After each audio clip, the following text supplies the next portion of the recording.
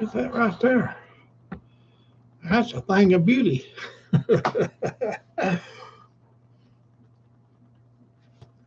uh, we're starting a little bit early because I checked and I had a signal, and I'd rather get in a few minutes as I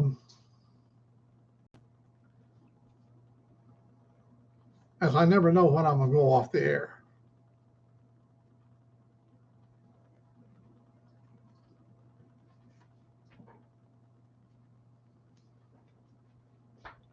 That's my director. I was pointing to the director. uh, oh no, this is Brown Chicken Hello and Desert Outlaw. Woohoo! Uh, we're here as long as it allows me. If I could turn my camera around, I could show you that I have just a marginal signal. But we're going to make the best of what we got here. It's you never know how long it's going to last. It could go away in a heartbeat. And hello, Ray Gregory. And we got Brown Chicken, Ray Gregory, Ray Moto Life. Well, I looked at the weather. Now, I have ridden in cold weather before, but I find that this hurts me a little bit more now, like my hands. My hands hurts more when they get real cold. I ain't whining now. Don't get me wrong. What I'm saying is, I looked ahead about a month, and it's going to be a while. Oh, time to go. So glad to see you there, Mr. Kime. Sir Kime to you.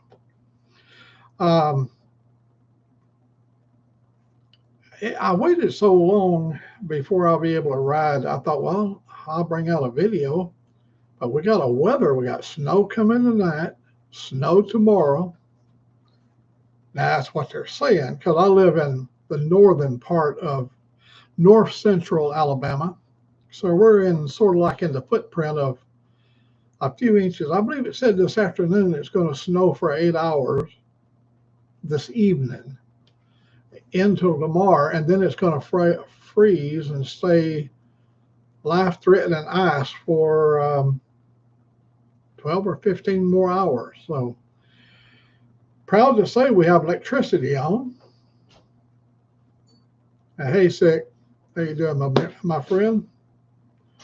I've been waiting on the little woman because today's show is all things. Speaking of the little woman, yo, here she comes. What you got, girl?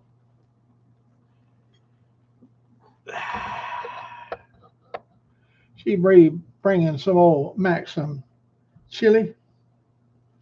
Now, see, where I come from, chili was always called soup.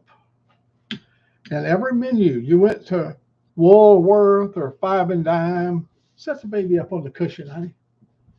If you went, you always seen on the soup menu, you saw chili. Well, over the years, look at my little dog. She can smell the soup. He can smell the soup. Over the years, people have stepped up the chili to make it so thick it no longer is soup. Now, this is cooked from scratch. If you look right here, it's got pork in it. Here's chunks of pork. And, of course, it's got Rotel tomatoes in it. And it's got more than enough of beans. It's got 2 types of beans in it. So I just wanted to bring you up to date on, oh, my train is back. I bet you if Moto was in here. Oh, Moto is in here. I done that just for you, Moto. I put fresh batteries in the clock. Again, I ask you why. Come here, girl. Come over here. Come over. Nobody ever tunes in to see Old Mac. They come to see baby Angelique. So, well, I see you got your hair all slicked back and you're ready for some serious riding. Now, you know, you got that hair slicked back so it'll fit your helmet, right? Sure, why not? We'll go with that. Sure. And what is the baby's name? Baby Grandpa. Baby Grandpa. Baby Grandpa. That's little Colton. I wish we could get him to twerk for us. Oh, if you lick my foot, he'd start twerking. Oh, gross. Please don't.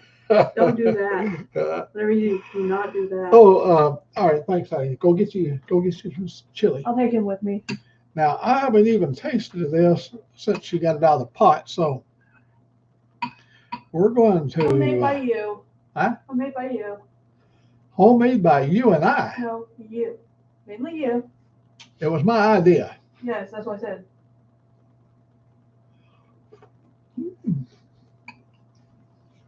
But it was made by you because it was your idea, your inception. It is hot. I don't mean this hot with heat, but it is. Motorbomb, it's good to see you, buddy. We forgot to add our secret ingredient. Huh? We forgot to add our secret ingredient. The bomb. Oh yeah. Oh, we did. Now we bought some sauce that we took up to Washington, No, and we I did. bought it for Father's Day. She bought it for Father's Day for me, and we took it up to Washington, and we did the bomb. That's It's really hot. hot. You know, it's like It's 136,000 on the Scoville meter. 136,000 on the Scoville meter. It's a little hotter than your jalapeno. A little. It burns a hole in your stomach. Yeah, 5 alarm. My family, my son and my daughters, and my daughter's friend, they got the biggest kick out of doing the bomb. And my sister Joyce. Now she manned up. Now she had to have a couple of vodkas, or I would think that would have made it worse. did she have tequila or vodka? I think that's tequila. I think she had tequila. But she after she manned up there and had a couple of shots, she got a hold of that da bomb.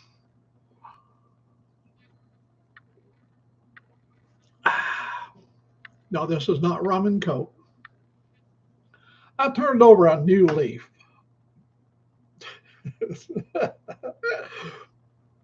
This is my drying out period. Every year I dry out in January.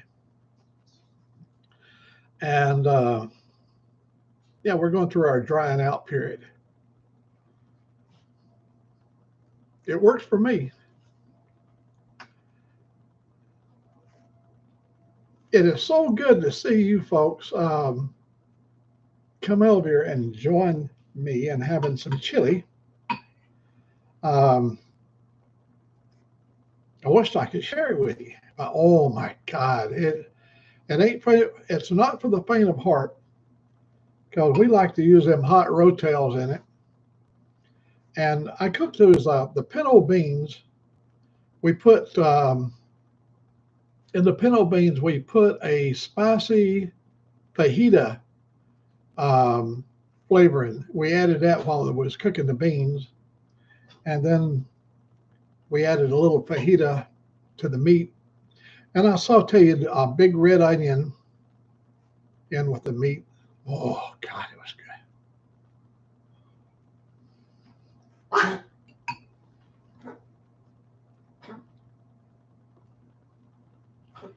That is so good. And it's good for you too. The temperature here, I can bring up my temperature here.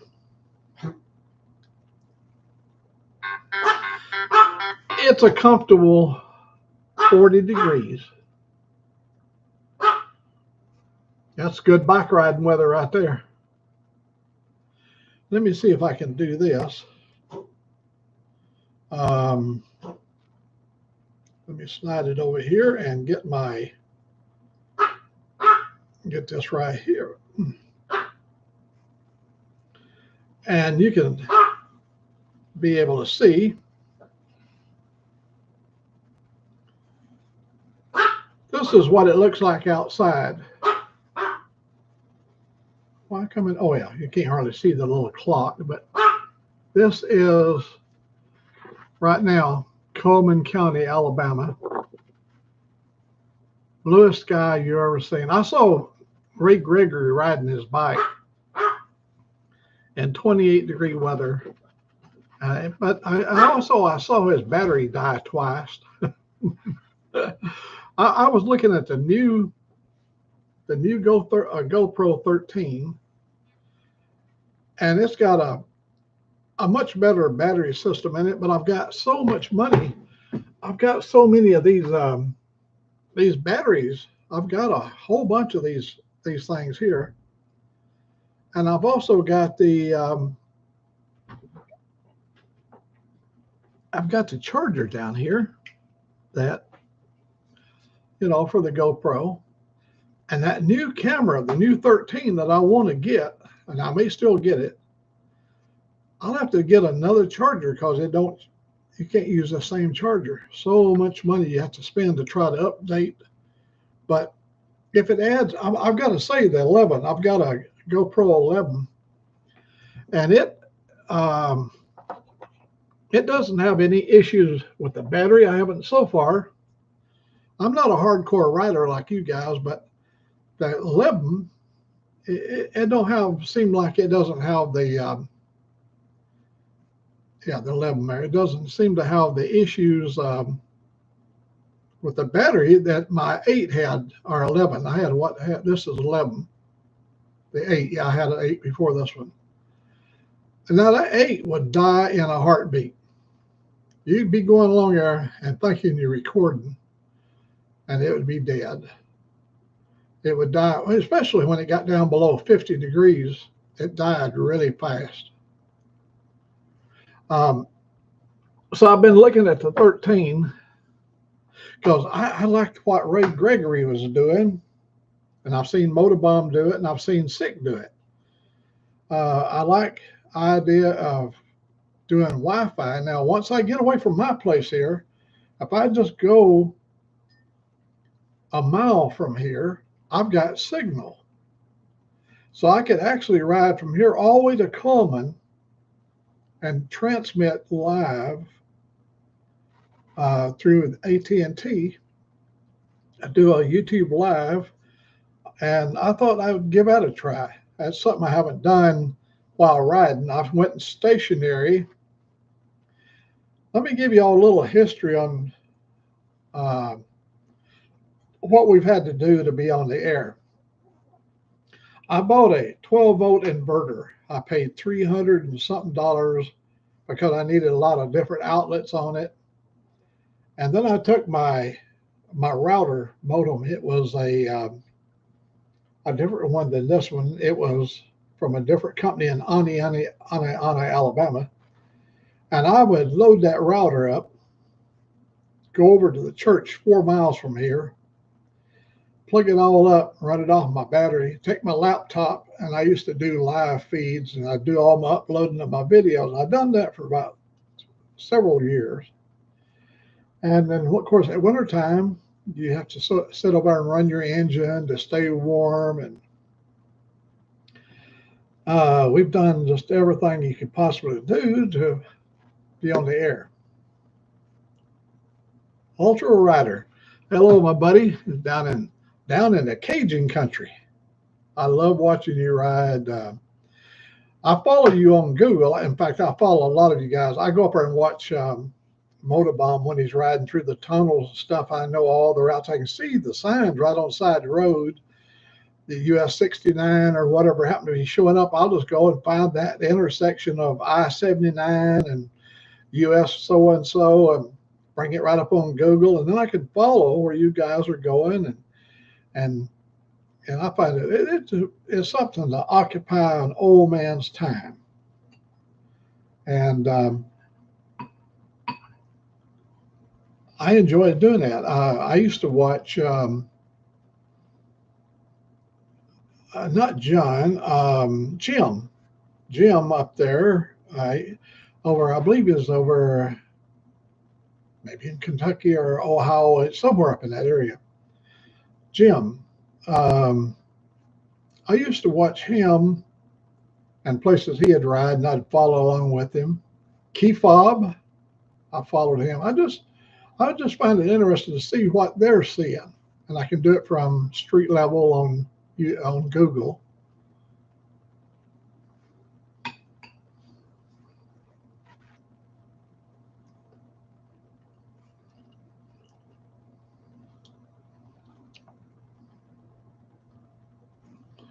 You guys, it pleases me to no end to see you all on here. Um, I have a sister that lives in Florida, and she had been missing me, missing you guys. I'm the conduit to you. She comes through me to get to you so she can keep up with what's happening.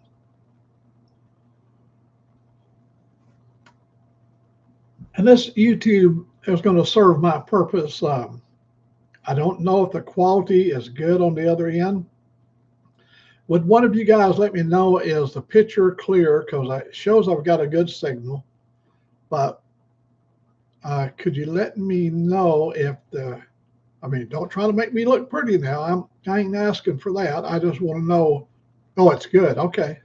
6 said it's good. Because I'm going to tell you, I was so disillusioned here. I almost had a fit.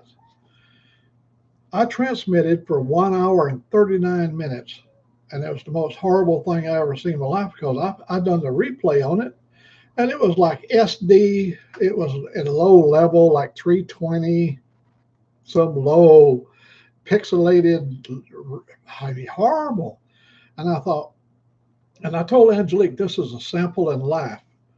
When you have a developed friendship with people, they'll tolerate your imperfections to enjoy the content you're going to bring them, which is conversation. And a lot of people like to come through me for the age thing, being born in 1940. And I was watching some of the funeral of Jimmy Carter, as I guess he's laying in state over there. They talked about he was born in an area that had no electricity. How ironic is that? We didn't get electricity until I was 12 years old. We didn't need it. My mother wanted it, and we finally got it. And I remember so well when they turned our electricity on. My mother had already arranged to have a refrigerator, and it was a Kevinator. We didn't have no indoor plumbing. We had an outhouse. And we went and watched. My uncle, he put an indoor plumbing system in his house, and we went up there and watched his kids flush the toilet so we could watch the water spin and go down. We thought that was so amazing. We floated a lot of stuff, man. We'd throw stuff in there. And then one day it quit doing it. And then he come in there, you little salvo bitches, and started slapping heads. And he said, you can't be putting stuff down in the toilet, you little fools. So that was our entry level. 2-4. I missed you, buddy. That was our entry level into having running water in the house. And it wasn't our house, it was their house, but we got to watch the toilet getting flushed, and that was really cool. So my mother already knew where there was a Kevinator. A Kevinator was a form, it was like the name brand, Kevinator. Up on the top, there was like cooling coils up on the top. And my mother was so happy, and she made ice. For the first time in her life, she had that ice tray. And when she wasn't around, every one of us, me and my brothers, we'd take that ice tray out of her and we'd stick it to her tongue. It was an aluminum ice tray. And then they'd try to pull it off your tongue, and they'd slap you in the forehead and pull the ice tray off in your tongue. And because we wasn't used to being around that kind of stuff. So it was a learning curve. But that night we went to bed. Oh, my mother come in there just screaming and hollering, "Get up, you little heathens, get up!" And so she got us all out of the house. The ammonia in that refrigeration system leaked. Then the next day, my uncle had to come down with his. He had a gas. He had a gas torch. They pumped it up with gasoline, pumped it up, lit it, put his brazen iron, his soldering iron on the top of the trough up there and got it red hot. And then he started soldering them pipes and got it all back up again and what put some fresh ammonia in it. And we were good to go.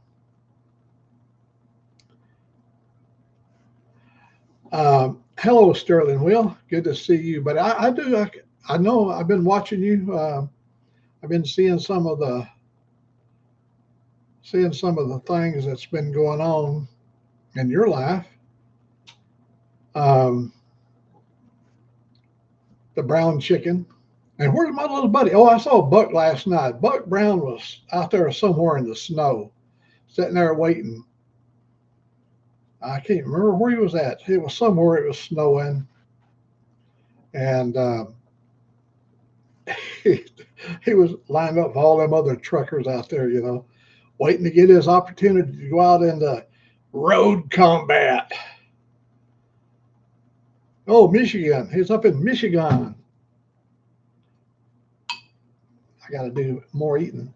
Now, folks, this is a delightful spoonful of Old Mack's chili, made especially for you. Mm.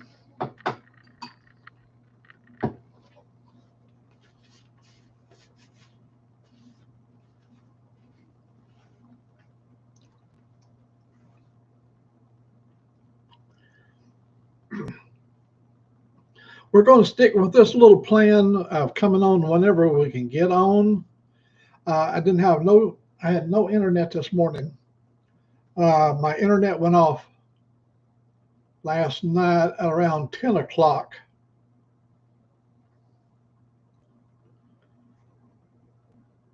Crock pot chili. Oh, I'm going to tell you, back a long time ago, my relatives was real big about using chili con carne, and they would put all the stuff in there, but they would add that chili con carne in there, the block of stuff. And back in the old days, they cooked everything, had a lot of lard in it. And after you eat a big old bowl of that chili, you could actually spit into the fire and it would flame up from all the grease that was in it.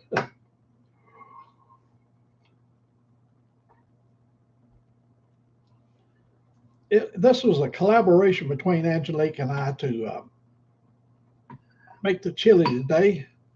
Because, see, I made a big enough pot. We're going to have chili tomorrow. My buddy Joe came over the other day,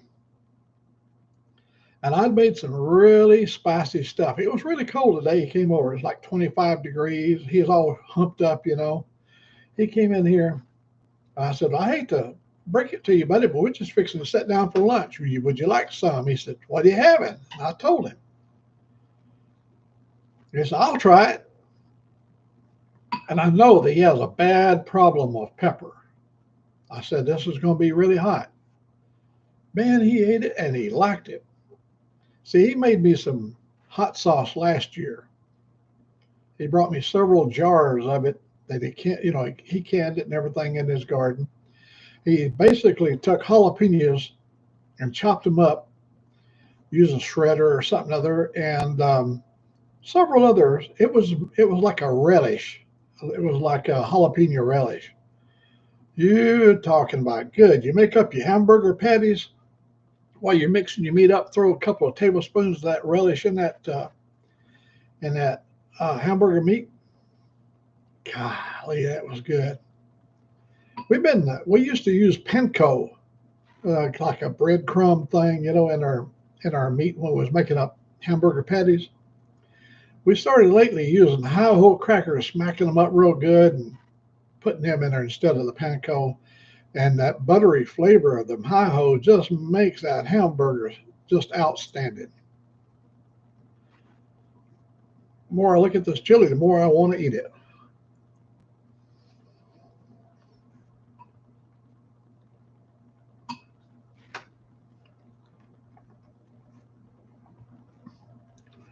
Now, when one of you guys be kind enough to let me know if I'm going in and out or if I'm fading or whatever.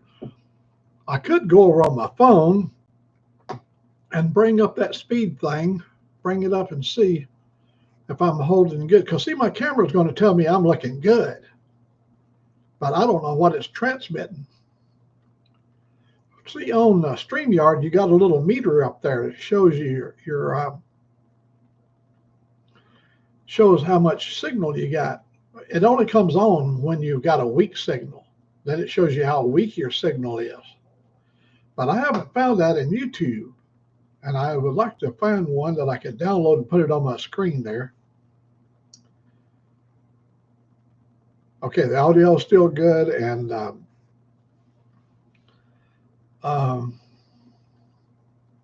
well, I won't worry about this right now. But yeah, one of y'all would just be kind enough to let me know if I go, as we used to say, there's an old saying we used to use a lot. If my signal goes gunny bag, let me know so I can get off the air. That'd be pitiful. I tell you that.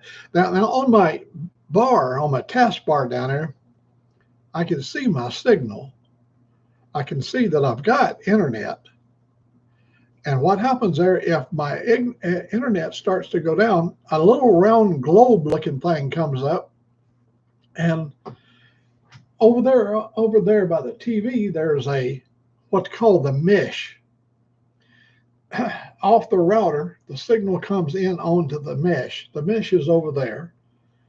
And the mesh distributes the 5G throughout the house, including my security cameras and all that stuff. It runs off the mesh. But when the signal over here, comes like a little round ball over there, that red light comes on. There's a red light comes over on the mesh. And that's all I can tell if I'm off the air. But my picture on the screen is still looking good to me because my camera don't know, because it's just pumping the signal right in the computer. You've all been there. You know what it's like. And I ain't spending my day complaining or whining about nothing. I watched Salty Badger.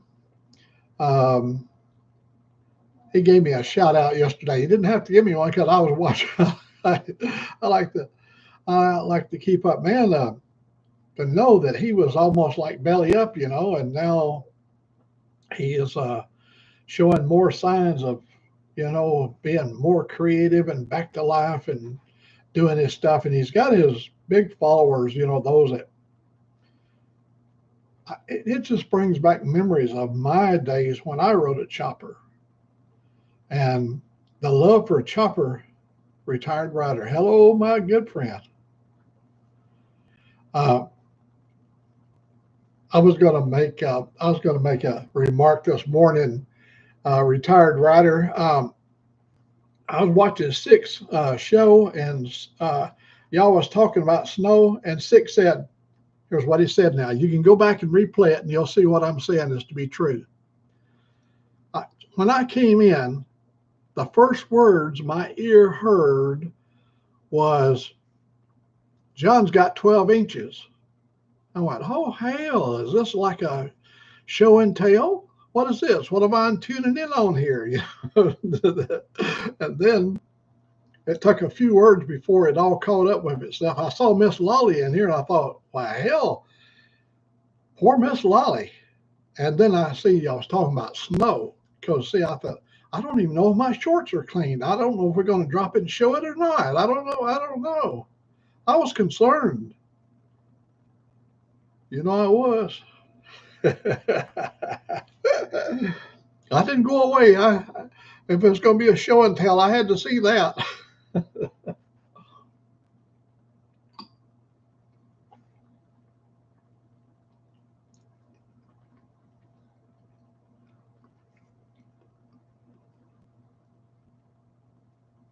But thank goodness it was talking about snow.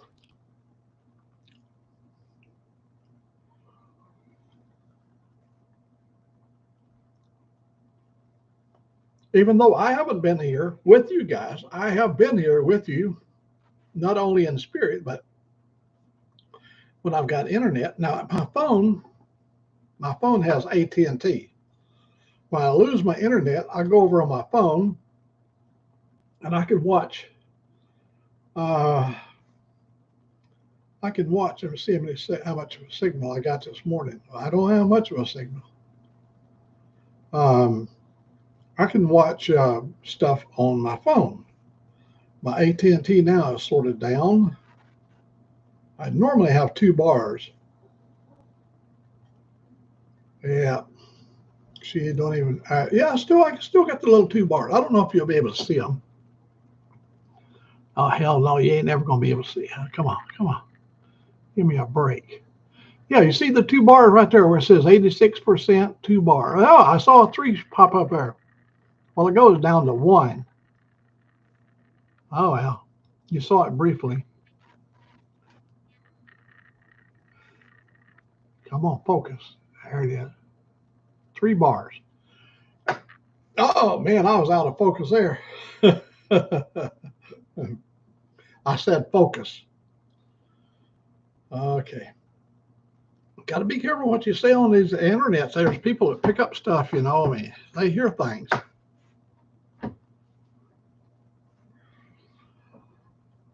I was so inspired to see Ray Gregory out riding in that cold weather. And I was so inspired, I had to write a little story about one time our episode of being trapped we came up from Southern California in 1961. I was an AME rider. I used to ride motorcycles.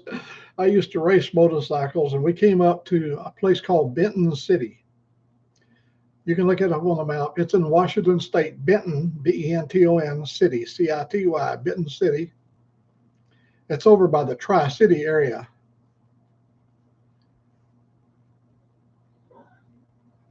Oh yeah, you got all that heated gear on. Well, we came up from California. We had Levi jackets and a sweatshirt. And our race, we was racing out of Benton City.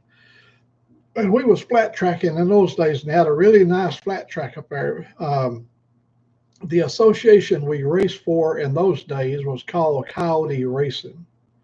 And Coyote was up and down the West Coast. And so we had to come to Castle Rock. And then from Castle Rock is just above Portland and Washington. And then we came to Benton City to do a race. And in those days, I was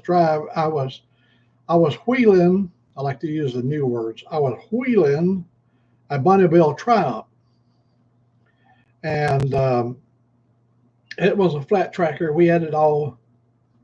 It would run good, and we was out there to race at Benton City. When you're racing, you really work up a lot of energy and all that stuff. Well, when we got up there, the race doesn't start till Saturday. And we decided to ride to the Tri-City area Friday evening. And when we got over to the Columbia River, it dropped down to like 18 or 19 degrees.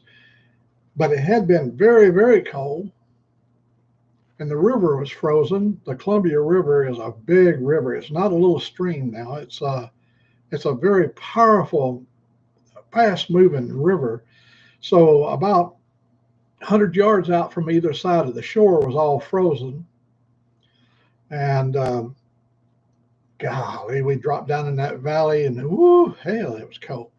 We ended up went to a bar, and we were so cold. Now, we've been to a lot of beer joints, but we normally never went to a bar. So we go up, bellied up to the bar, and the old boy back there said, "What do you have, gents?" And I said, "Scotch on the rocks."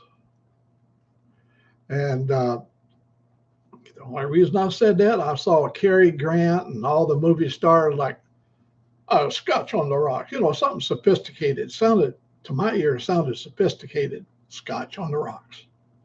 That guy brings me a drink of scotch on the rocks. And I sucked it back there. Oh, good gosh. Whew. They use a term to describe scotch. It's called an acquired taste. Over the years, it probably took 30 years or more before I ever acquired that taste, but I got where I could drink that scotch pretty good. And matter of fact, I have a bottle in there that we bought for Christmas called Chebbits. Chebbits Regal. It's a 12-year-old scotch. And it's really, really nice. It's smooth, blended, but I'm not advocating anybody drink nothing now. I'm just saying I did finally acquire a taste to it. But Ray Gregory's ride brought those memories of those frozen days. Now, that was in the spring. I mean, the winter was really severe. You get really over in eastern Washington, very cold, below zero. Just like Minnesota. I mean, it's way up above the 46th parallel.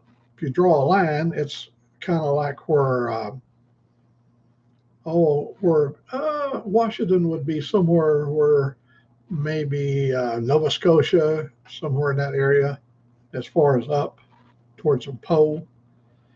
And yeah, let me tell you about the race now. See, this is Friday night before the race. We'll get back out there. We got everything all set up out there. Now we went out there and did a couple of heat races, and they race at 1 o'clock in the afternoon. They're on the side of a mountain at Benton City. Down below is the Columbia River, but we're up on the side of a mountain. It's a historical track that all the flat trackers and TT racers and people went to back in those days. And so my brother was in the same heat as me, and he had we were in the semi-main. You know, this is going to allow 4 of us to advance into the main. And so my brother and I, we already pulled out in the front. We've got 2 good seats already. We know we're going to make the main event. And old Robert was leading, but between him and I, there was always competition. Now I'm not a dirty rider, but I'll do whatever it takes to win. Well, I got under him. He's high up on the bank. The bank is really pretty steep bank. And I got up under him, and I nudged his rear wheel, and his rear end went around, and he shot down off the track. And that allowed Old Mack to just blow by him like a bullet up on the top of the rim. When I was coming out, this would be like coming out of turn 2. Just as I'm in full power, because I got to do a diamond, I'm going to cut down to the inside, the chain broke. And Old Mac went over the big wall, and I hit a Winnebago with my, well, I separated from the bike. I was out there quite a ways out in the air, and I separated from it, and I didn't hit the Winnebago. But the bike hit the Winnebago, and it did damage to the bike. We couldn't fix it. So we had to go back to Fresno, California with parts and pieces. But I was still alive.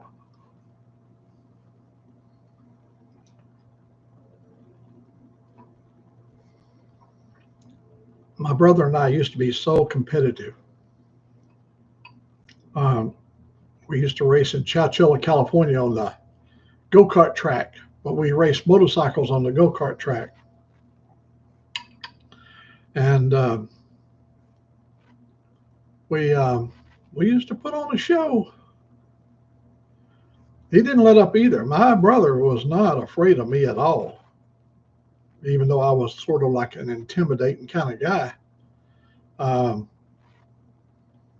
He had no fear. He wasn't afraid of me.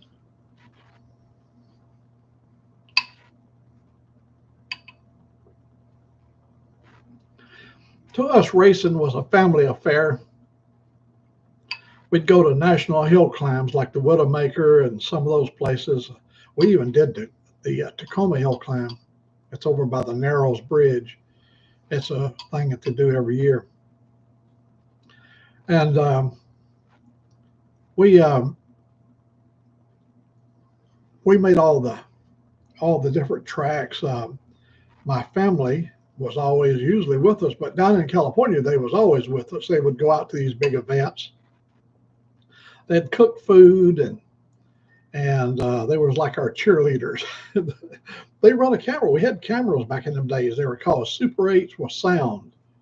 Before that, we had just old regular 8s, but we made videos and put them on 200-foot reels, and we'd study our failures and see what we could do to improve on our hill climbing. Everybody enjoyed it. The family enjoyed it.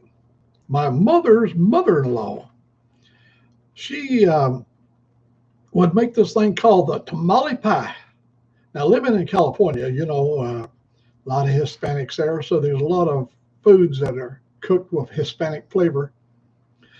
And she made that tamale pie, and she'd make enough. When I went, I had 5 or 6 kids myself. My brother had 3 or 4 kids, and my brother-in-laws, my sister Connie, they had children.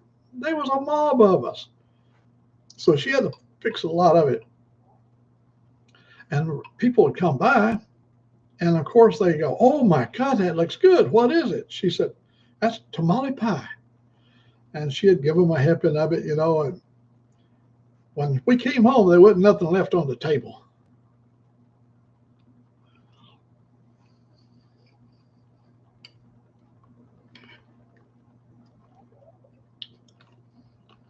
Man, I got to tell you, everybody I take even gets better.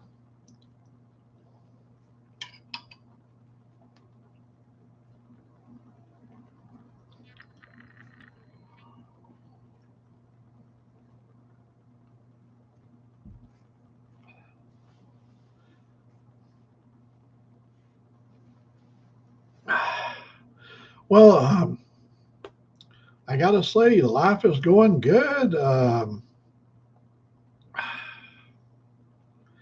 I got a new seat coming for my Harley. I got new tires coming for the Harley. I got a new throttle grips for my. Come in, sweetie. Man, you're still eating? Yeah, I'm talking, baby. I just finished mine. I know, baby, but you wasn't sitting there talking. I mean, Sick took 2 or 3 bites. I left him a bowl sitting there and heard the spoon rattle. I looked over and Sick was reaching in there through the screen and getting chili and eating it right on the screen. No chili for you. Yeah, no chili for you. I've become the chili Nazi. Ooh, that was. I think we've got a winner right here. Oh, come over here. Come over and tell the folks. Hey, come right here and sit right in here. How was the chili? Oh my God, it was so good. Is it a winner? You need to make that one again. Oh man, what did you think about the pork? Yeah, it works. I added pork. What happened is I made these. She normally fixes the pork chops. She likes to cook them in the air fryer, but I wanted to make these pork chops, these boneless pork chops. And I cooked up 6 of them. So we had 2 of them left over. And I diced them up. And in fact, here's a big old chunk of that pork chop. Was the pork good? Yeah. When I came up, we used to have a lot of pork in our chili. That was the first time I ever had pork in mine. Huh? That was the first time I ever had pork in mine. Yeah. I think we've had chili con carne. Don't that have some pork in it? That's hamburger. It's all hamburger? All hamburger. Uh-huh. And some spices. Anyhow, 2025 is going good. Your little lips look like they're warm. Oh, they are. They're still tingling. Oh man, look at this big old Oh, man, there's some good peppers in there. Was the pintos good? The beans good? They weren't as spicy as I thought they were. But as the pinto beans was well done. Well done, yeah. They taste good for me. But they weren't as spicy as I thought they would be. The Rotella is what was giving me. Well, let me see. I added. Just the fajita seasoning. The fajita seasoning. That was it. Yeah, but it's got spices in it. I don't know what's in it, but. You let the little baby in. Hey, you guys talk amongst yourselves there. I feed off whatever you say over there, you know. It might strike up another conversation about something new that you know about. There's my little boy. That's mine. Little buddy. Let me get him a little piece of pork here. here. Your son, but you may be the master, but he's my child. Here, little buddy. Oh, yeah, eat that pork. He's a hell yeah. Hell yes. All right, I'm gonna bounce. Thanks, honey. And I've already taken them out for their afternoon this, so they're good there. So back to the chili making. When we came up, chili was always soupy. Reason being, my mother always made a big pan of cornbread.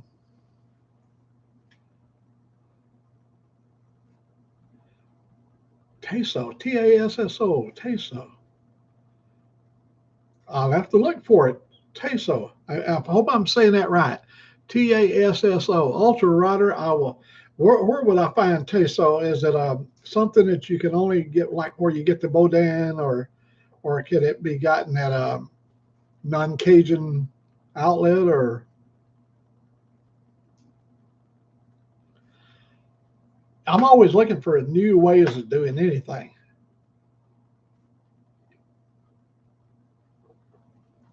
You know, last year, on the 25th of January, on the 24th, it got down to 8 degrees. And I told Angelique, if we make it, we had no electricity. All our power is off. Everything had been off for 4 days. I said, if the power's not back on in the morning, we're heading out of here. So we loaded up the Harley onto the trailer, and we drug it down to Clearwater. And we got on that bike that afternoon. I took my sister for a ride. Then we rode all the way down to towards Tampa and Clearwater. We went to Honeymoon Island the next day. We had a good time. It was in the high 70s, low 80s, and we left here. It was 8 degrees. This was like, you ain't gonna believe how cold it can get here. You say, yeah, but you're in Alabama. I'm in North Alabama. Right here at exit 291, 291 miles from the Gulf.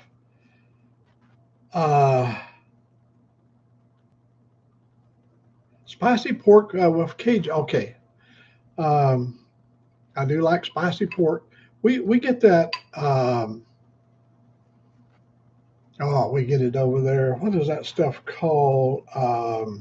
It's kind of like a Mexican hamburger. Chorizo. Yeah, we put that in chili also. Chorizo.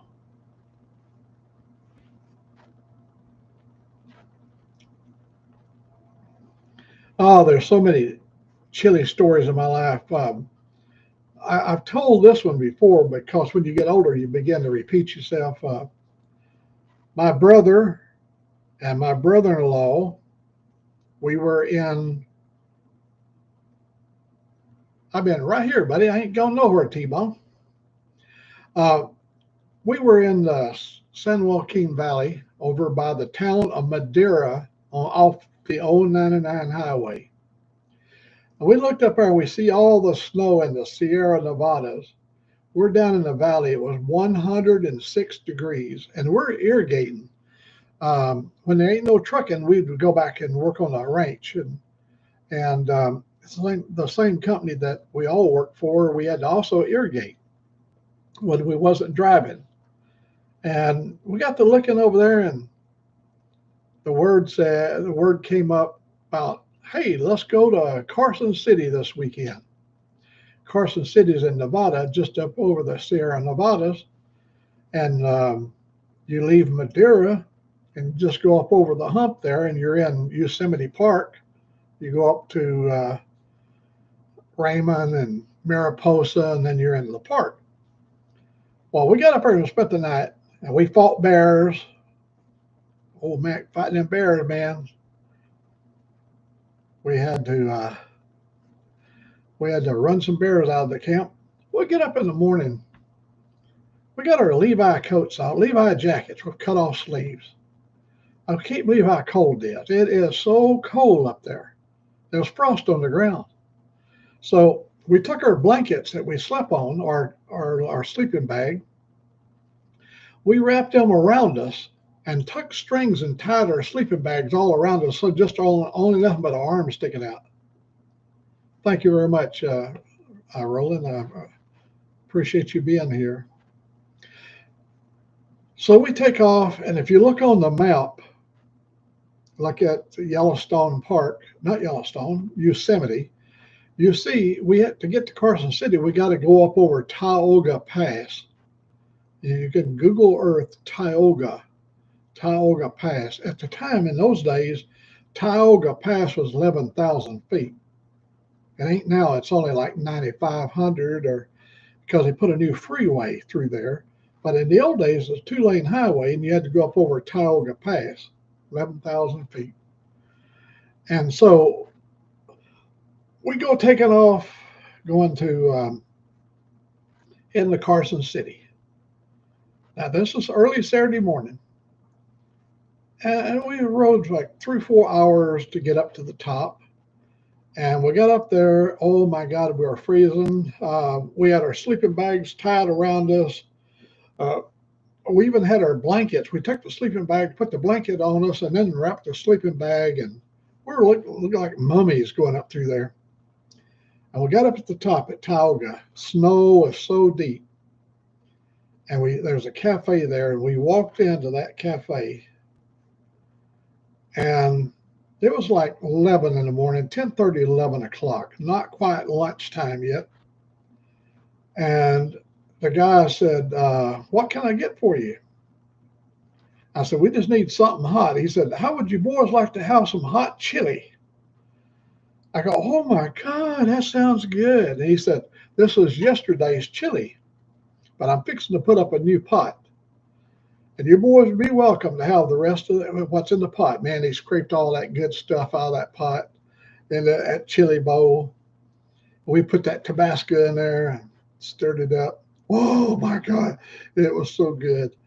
And we ate that bowl of chili. We made a decision to head on out and go back to Madeira, California, because it was so cold. Hey, Thomas Bailey. Good to see you. And Happy New Year's to you. And a lot of you people I missed, I tried to reply to everybody I saw. Happy New Year's. We took off. There's like 10 or 12 tunnels you have to go down through there. And my brother had on his bike megaphone exhaust. He had twin cylinder engine, but with megaphones. And he had let off in that thing. Go, oh man, it sounded so good and good. And we before we got down to Yosemite, my brother slightly over-revved the engine and bent one of his valves. It didn't break it. It just bent it where it would, as it rotated around in the head, it would sometimes cough and sputter and whatever. Well, we had to limp it back all the way back to Madera, California. We never made it to Carson City, but we did get a powerfully good bowl of chili. And if your boys got a good chili story to tell, this is Chili of Old Mac, so tell your story.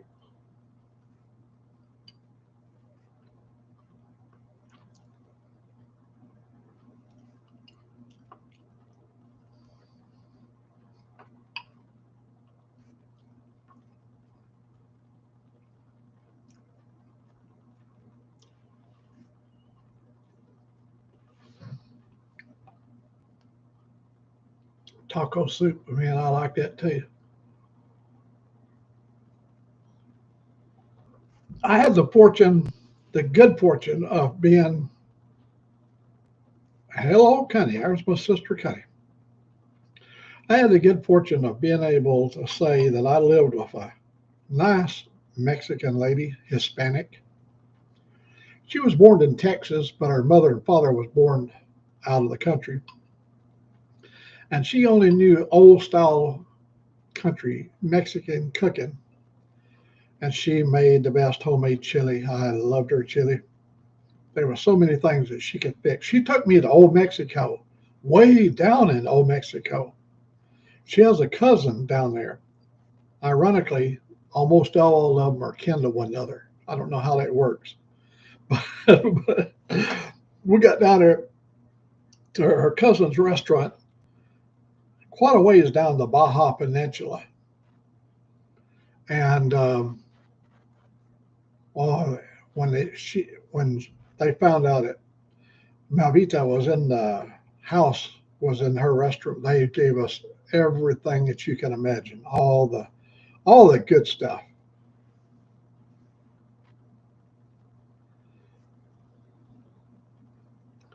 Well, Kenny, I don't know how long you've been listening, but we're just talking about good old days and good old things and things we did when we were young and the good bowls of chili. If you live to be 80, going on 85 now, if you live to be 85 years of age, if you make it to 84, you're going to have chili stories to tell because life is going to evolve somewhere to the point where you're going to enjoy a bowl of chili.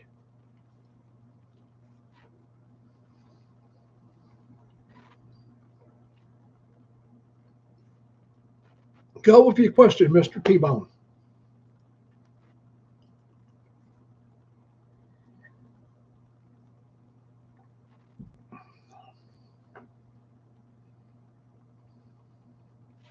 Go ahead, Mr. T-Bone.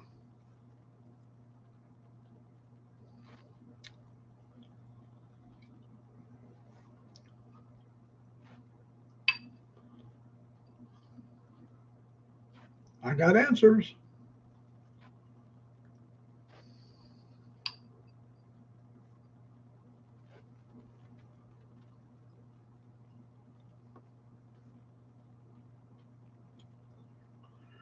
Well, I got to tell you, one time we was assigned to work Roswell, New Mexico, and we stayed down there for a while. You know, at Roswell, there's Area 51 out there.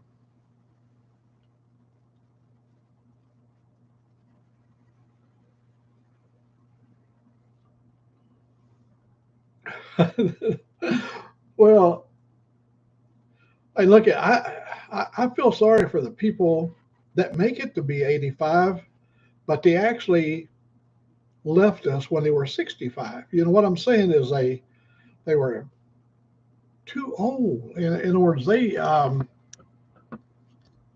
get down where you see my little dog. Um, they didn't really make it all together, um, where they can recall the memories they've got or tell the stories of their past. Some give up really early. I don't. I'm not in that category of giving up. But let me get back to answering Mr. Roland of T-Bone there. Being down at Area 51, we was in the military with the Boeing Aircraft Company military division. We were doing stuff for the military there. Like I was stationed at Edwards Air Force Base. I was doing military stuff. I was at Whiteman Air Force Base. If you want to know where these places are, look at Whiteman Air Force Base. Whiteman is in Knob Noster, Missouri. That's the home of the B-2 bomber. That's the Batwing, the beautiful graphite composite plane. But there was things going on. See, when we was there, they had just developed a brand new little airplane that went to Baghdad. Nobody saw it coming. I think it's called the F-117. The little, it looked like a little miniature Batwing. Oh, the thing is awesome. It was developed to avoid radar. It was one of those invisible airplanes. But see, we saw them before they went into the theater of operation. They go way back. Let's go back to 1968. We saw the SR-71. We were in there when they was loading up the pilot, getting him ready to do an overflight.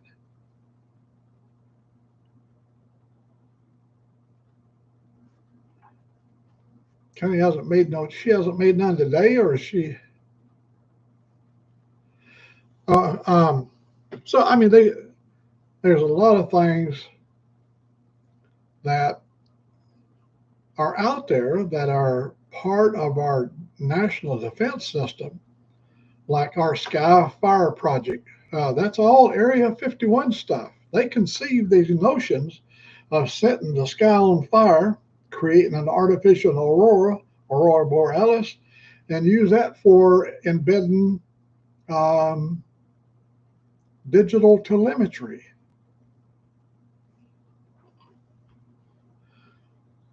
I know Motorbomb knows how to make chili. Heck yeah. Yeah, the SR-71, when I saw it, my first thought was spacecraft. And I didn't see an airplane. When I saw it take off, I said spacecraft. I didn't, there was nothing earthly about it at that time. You remember in 1968, it didn't make its public appearance until after I saw it. And it had already been in operation for 3 years when I saw it. In 1965, it was already doing surveillance stuff. And nobody knew about it. Nobody could take a picture of it. Nobody, but people that saw it with their eyes, they go, oh no, nobody believed me if I told them what I saw. And a lot of people are reluctant to even convey a story about something so futuristic as in the 60s seeing something like the SR-71. So today, with everybody with a camera in their hand, and if everybody also has their own web pages, and everybody has their own media sources, and everybody has everything is some sort of alien craft. And a lot of times the alien craft is it's a beautiful cover for almost anything you want to do. It's just alien stuff. And we can't do nothing about the alien stuff. The alien stuff, a lot of our stuff is flown under these alien. People have seen things. You wouldn't believe what I saw. Well, in reality, there were man-made things. I can say this: I travel a lot, and I've seen a lot of things. I've never seen a Bigfoot. Lord knows we've tried.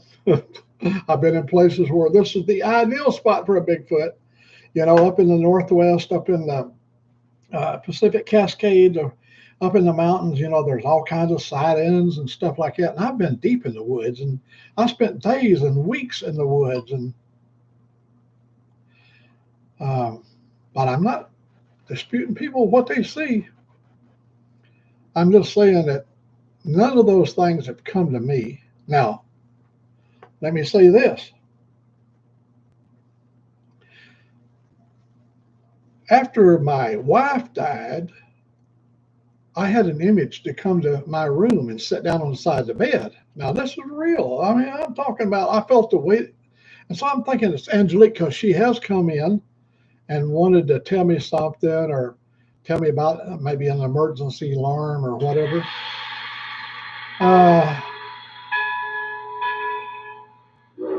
There was nobody on the bed. Then above my head, there's a wall right behind me. Out of the wall, this blackness came out of the wall right above me. And I looked at it and I punched it. I mean, I'm talking about from a dead sleep.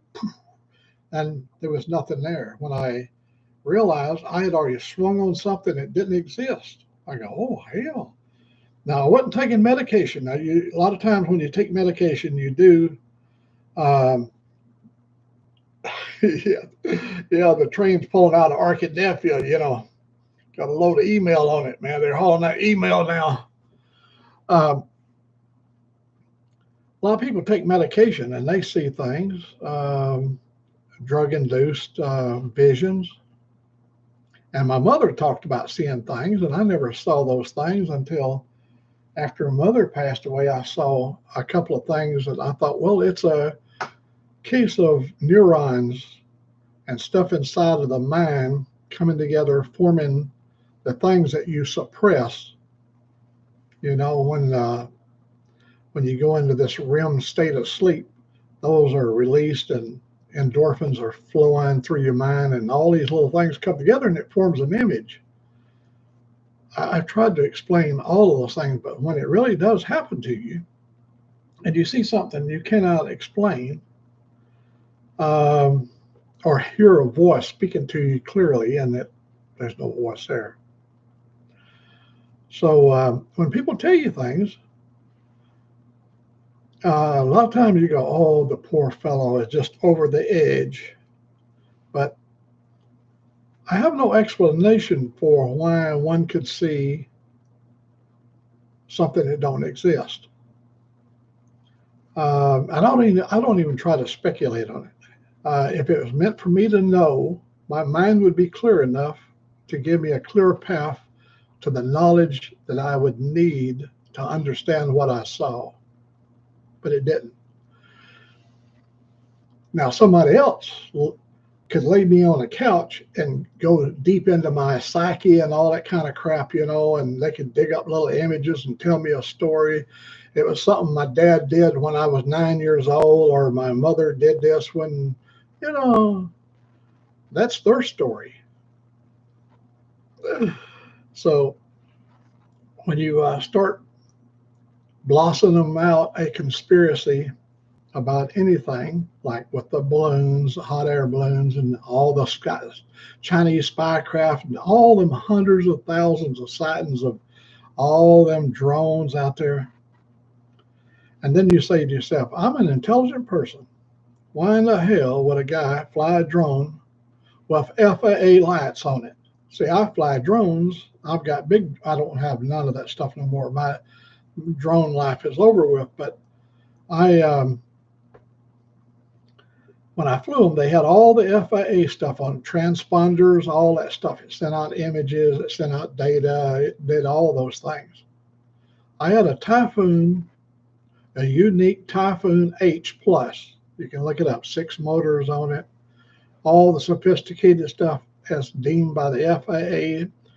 In my wallet, I have a license that says I have the license to fly the thing. I'm not limited to the 400 feet with my license. So but I stayed.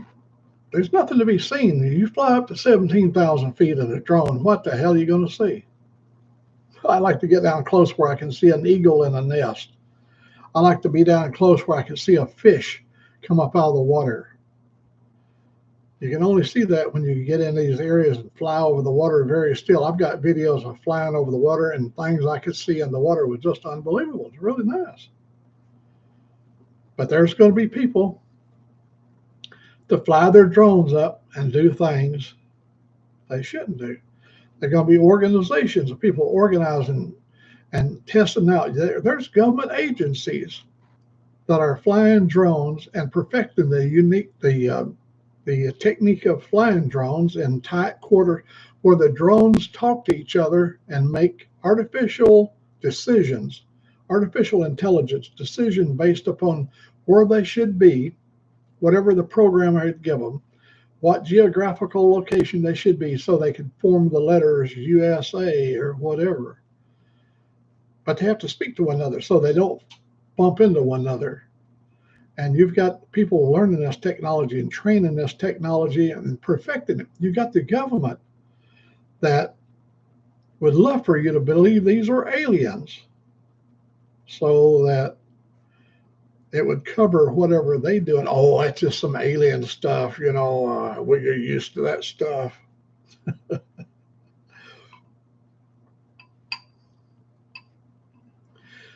Oh, you're over there at Oak Ridge. See, I was stationed over there too. I went to Oak Ridge, but here's the deal. Long before when Oak Ridge is only a small portion of the atomic bomb. Up in my state of Washington State, there's a place called Richland, Washington. It's called the Tri-Cities, Pasco, Richland, Kennewick. And in the Tri-City area, Richland is where they made the heavy water. That's where they made the heavy water. And that had to be first before they could put and assemble the atomic bomb. It was a part of the Manhattan Project. I've been all over Hanford. I love that. Hanford is the name of the area in Richland. The Hanford Project. You can look that up. It's on Google. Everything I talk about is, you can see it on YouTube.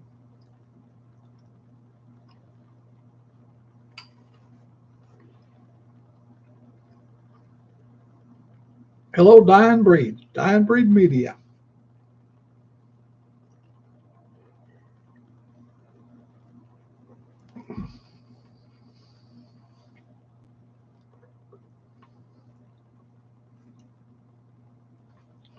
Rolling with T-Bone, I got to say, I am not going to put out any disparaging words against people that have their own theory about anything. I don't know. I only know what I know. I don't know the answer to almost anything. But I do know a lot of the stuff that has been falsely attached to alien life forms are the government ways of testing new procedures. When the sky fire, when we set the sky from Nova Scotia, actually from Labrador, all the way to British Columbia, we lit the sky up. We did it in one operation. We were in Provo, Utah, and we fired these big gas generators, these, the thing called HARP up in Alaska. We developed systems far in advance of HARP. HARP was uniquely designed for one little thing. But many projects came before the HARP project. And we had to figure out ways of, let's just say that maybe we had an enemy that would want to nuke us. And with nuclear radiation, EMPs, electromagnetic particles and electromagnetic pulses, would render our StreamYard and our YouTube and all your phones and all your solid state devices pretty useless. So how would our government agencies that needs to be able to communicate with field operatives in the Defense Department, how would they communicate? What if you created an artificial aurora that's 4,000 miles in size, and you could work that for about 8 minutes? You could do your data transfers in 8 minutes, and you could transfer a lot of data in 8 minutes. Yeah, so they were looking for ways of creating. So you have, when you transmit a radio signal, you have what they call the F1 and F2 layer in HF, high frequency, F1 and F2 layer. Now, when the F1 layer is at, say, 55 miles of height, radio signals tend to bounce off the 55-mile and drop down, given somewhere around a 350 to 600-mile radius of communication. If you extend that on up to the F2 layer, when the signal strikes out the F2 layer up at 455 miles up, the signal now is in Baghdad, it's in Munich, it's in Argentina, it's in parts of Australia. You cover thousands of miles. If that is disturbed by EMPs, your radios are worthless. So you got to come up with some kind of way, of getting a reflective signal. Signals just don't run long path. We do have a thing called low frequency, and we operate long path. Long path is signals that works the earth crust. They don't work skyways. Submarines use as long path, many other forms of communication, but it's not dependable. I mean, it's not. It's like a satellite. You know, Elon, is it Elon Musk? Whoever's got the satellites up there. They have a footprint. And I don't care how sophisticated, how rich you are, you ain't going to get that signal into that place if you get something, because it's line of sight. I mean, it'll bounce around and finally get to you. But you're talking about distortions and harmonics of frequencies and stuff that doesn't make it pleasant. You'd have to have a tremendous amount of electronic filtration to make it audible intelligence and information that you can see, take digits and make it into a picture as we're seeing now.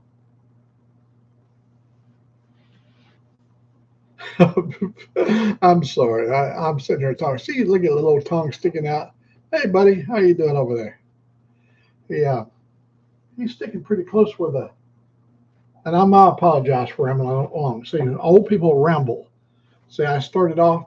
He asked me a simple question, and I rambled for 20 minutes. I apologize for that.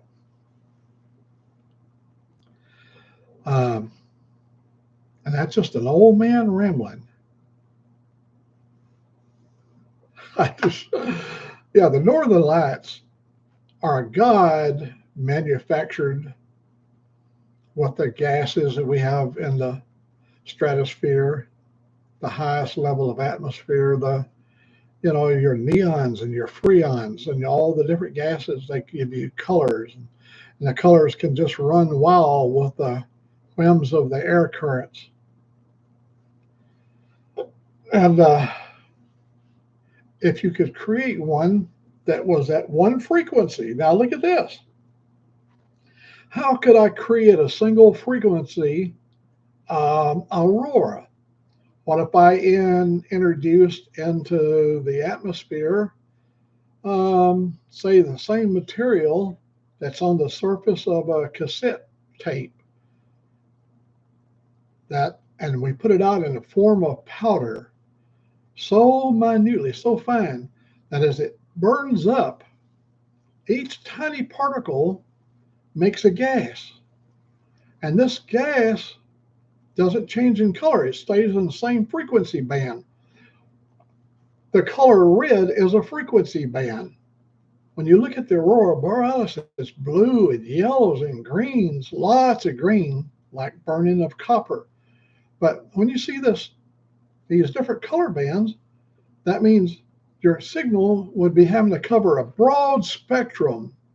But if I could narrow that down to, say, 1.6 kilohertz, a signal that would be 1.6 kilohertz, or 160 meters in length.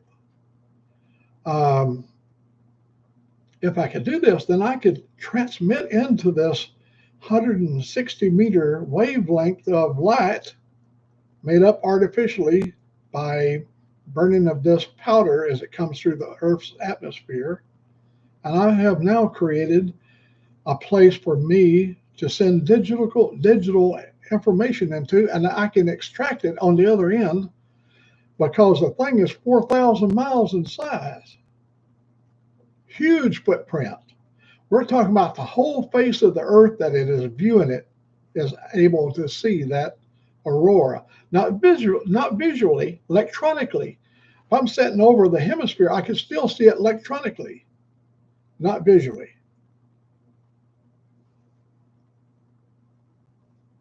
Well, I thought I was. I thought I was the total package.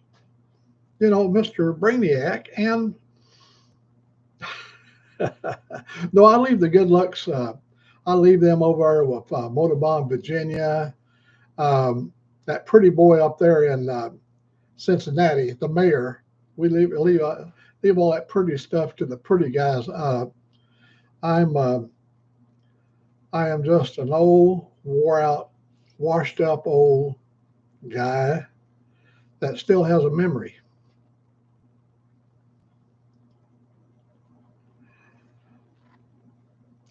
The thing, if I lived a single life, let's say I'd spent my whole life in calculus and physics,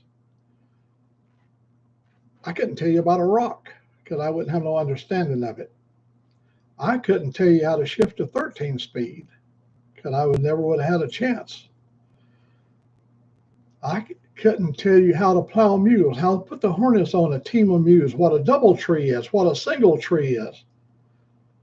I wouldn't be able to tell you those things because, see, I am just a person as picked up knowledge over the years like grains of sand on the beach.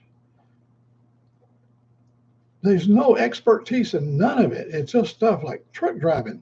I love it. That's a part of my life I have so much passion for. Being a ham radio operator, love it. I just love that stuff. Photography. I took a class one time at the university because the company required that I learn about light. And when I was taking the class,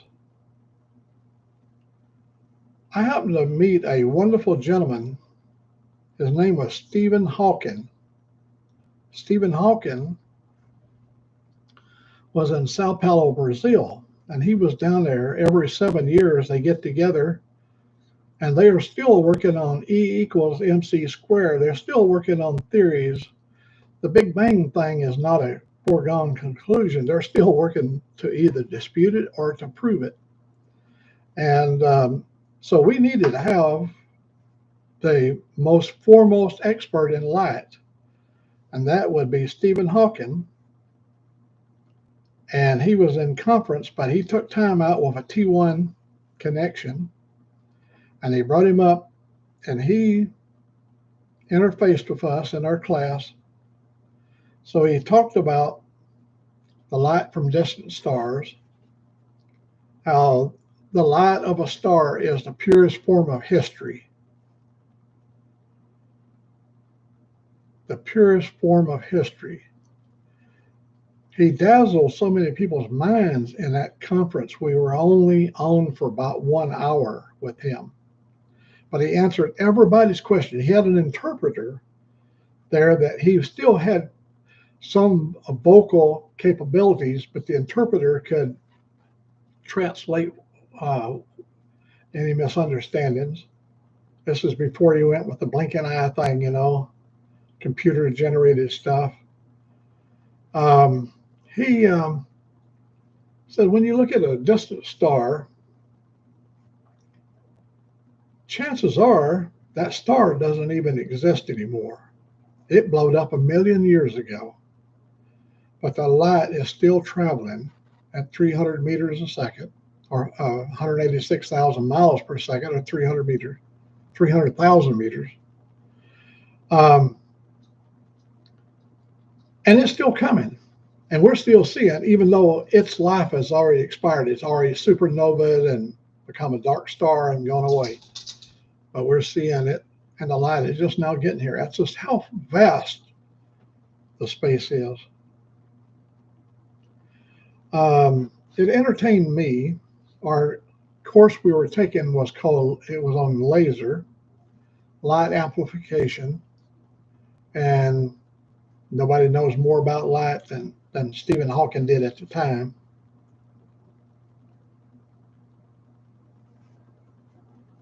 Light from a star. When you vision on a star, makes no difference who you are. Disney World. When we was little kids, you could hear that theme song. You could hear that theme song playing, and you knew it's time for Disney World to be on. Yeah, infinite vastness of space. That's a good way to describe it. So, me seeing little weird things in the dark, I will attribute it to age. People seeing little weird things with blinking lights at night. A lot of times it's best you don't even know what it is, because if we're trying to develop something that's going to help you to sleep real good at night, I'm going to tell you, when I lay down over there, I go to sleep knowing in my lifetime I put 1,053, that's a 1,053 Minuteman missiles in the ground. And in that time that I did this, I've been gone now from the company for 27 years, 28 years, coming up on 30 years. Okay, I've been gone a long time from the company. They have to recycle those every 17 years. The missiles in the ground has to be recycled. So every 17 years, they take them out, take them down to Vandenberg and shoot them down range and put in new packages of guidance system and improve our ability to do things. But we also do other things on some of their downrange trajectory that we do in the name of defense. And so a lot of people start seeing stuff and taking pictures, and a lot of times they go to a great effort to make sure nobody sees what you're doing, because they like to keep some of this under wraps in case they develop something real good. Other countries wouldn't have that technology. So when you got the screaming heads out here, knowing for a fact that the commies are coming to get us.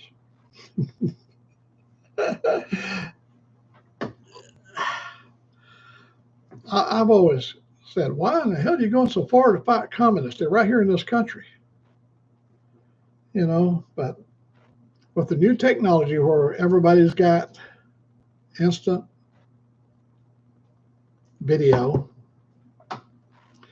they have an intelligent level that is suspicious in nature. And with that and a good vivid imagination, and after seeing all the Star Wars movies and all the Beam Me Up Scotty and all that stuff, that's all they ever known in their life. And always has to be tied back to the aliens on every case. It can't be just our government. Love them or hate them. Remember, we the people are the government. It can't be just them trying to bring us a better security blanket. See, I gave you boys and girls a security blanket in my lifetime of work, and they're still protecting you. And our country has never turned the dogs loose. And pray to God it never happens.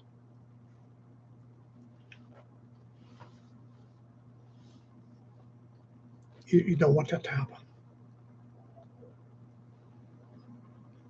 But you want to know you got that protection. I got guns here. Sometimes I don't even know I got them. I run across a gun. I go, whoa, hey, look at this. Oh, yeah, I remember when I got that thing. But I lay them back, Well, I used to display a lot of guns. Up here, up above me, there used to be guns all over there, but it became an unsafe thing to do. Because we live in the woods, and even though we're heavily armed, and hell, I'm a damn good shot, we don't want that kind of stuff to come to our neighborhood. So I'd rather keep it out of people's minds where they don't be, he's a terrorist. Look at he's a terrorist. He got them damn guns and shit. Damn, he's a terrorist. I'm American.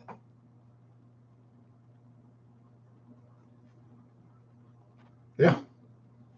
Fought for this country. I didn't have to go to war, but I got a diploma. Said I was there. A diploma. I got a diploma from the United States of America. It says that I was ready to do whatever my country asked me to do.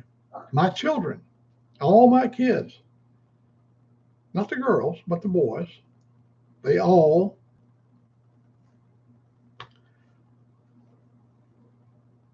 did their thing. 3 of them got retirement. They all paid a price. But they live good, healthy, productive lives. As me, when I sleep at night, and knowing that I put things in the ground, if it was all set loose on one day, the world would never be the same. Erased generations of history.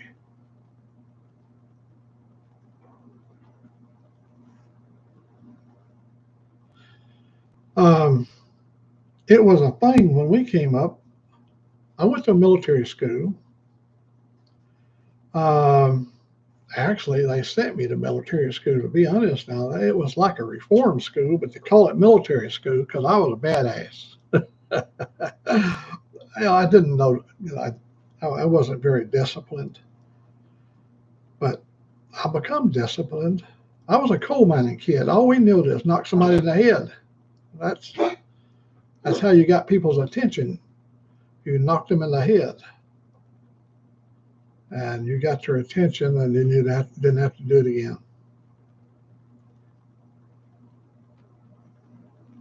Hey, Frog, I hate to warn you. I wish I could. I sent out a warning. I did this. Frogzilla, I literally sent out a warning this morning at 10 o'clock and said I was going to be on here at 1 o'clock.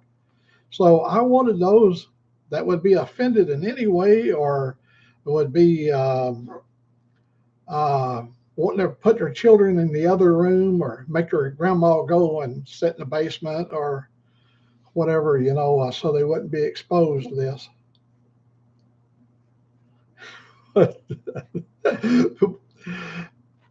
We were the fighting engineers. I'm not kidding you. Well, it's got on my 287 engineering.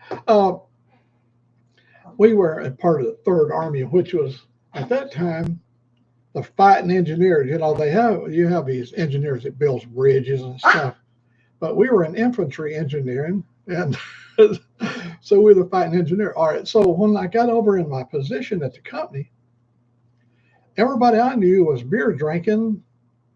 I come up through I was a welder at the company, and I moved myself in through education and got on up higher up in the chain of command there and got a good position.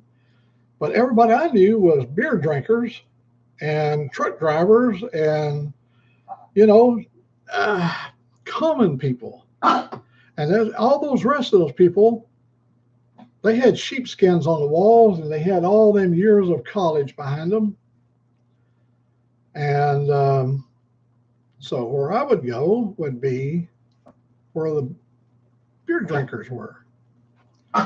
And we were the fighting engineers. We hey, a little bit. We get over with them old welders. Next thing you know, that fight would be on. Oh, that's youth. That's when you're young. You don't do that kind of stuff when you get older. You keep reminding yourself that because see, you don't have no arms on you anymore. You used to have arms, but you don't have them anymore. You got little frail little arms and little bony little shoulders, and you gotta face reality that you can talk a good show, but don't become a Rambo radio guy because somebody's gonna put you on the ground in a hurry. Hey, come here, little buddy. Come here. My little buddy wanting up here. Let me see. I think he's wanting some of my chili. I've been talking here for 1 hour and 33 minutes. And what you looking for, little buddy? You can't eat this chili. It's too hot for you. Come on. You go. Anyhow, and hello, Miss Lolly. I think she had to go check out. And Robert, good to see you here, my friend.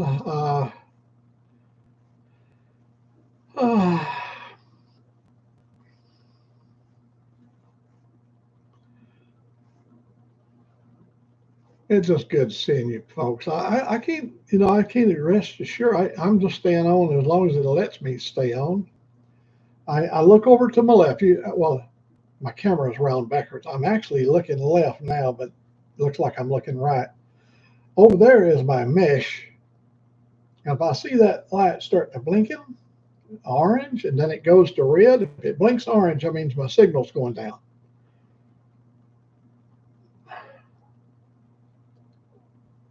Well, it goes without saying there, Sick. Yeah, I have utmost respect for you. I've been watching the thing between you and Ray Gregory. He's going to come down, and he couldn't come down because I think a birthday or something. And one thing, it's just hard to bring off all your wants and wishes. If it's left up to Ray, I know Ray would have his ass on your couch tonight. But uh, you got a family. I make considerations for Angelique and everything I do. See, I've always been a self-motivated person and self-driven, and I went through. Well, I had 5 wives in my lifetime. Ruth lasted 33 years, but I have just been a kind of a domineering kind of a guy. But as time went by, I have started to stop and smell the roses and consider other people's feelings and try to be inclusive of people around me rather than just being a just being me. Oh, thank you, Thomas, for letting me know the signal's been good. I I can't tell from the screen here. I've been watching the toolbar down there, and I haven't seen it blink and watch. So I guess we're. Oh, the masculinity thing here. A lot to be said for that. I'm not bad mouthing people that are in that thing, um, but it can lead to a lot of heartaches and whatever. I think the better is find a medium ground. Unfortunately, it took me so many years before I found that, where I could find contentment and being in the middle, not having to be out there in the front.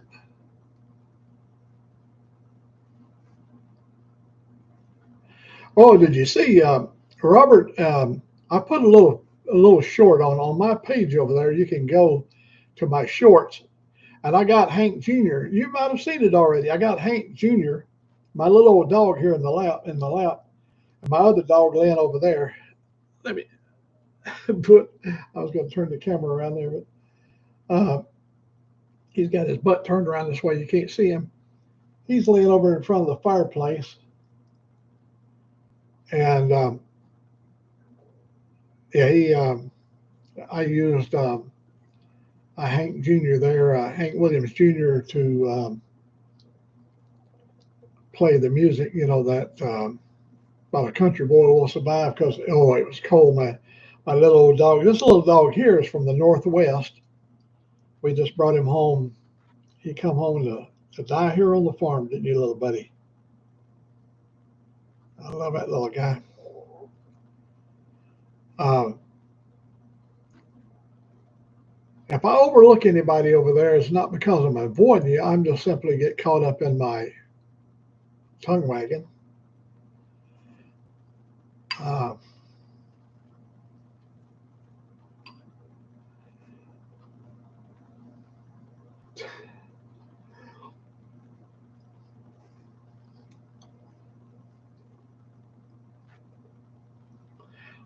I think for a man to exist, or for us to continue on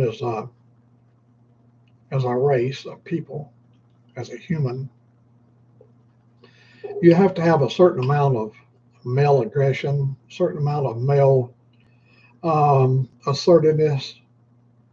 There've got to be some level of dominance in a partnership. Um,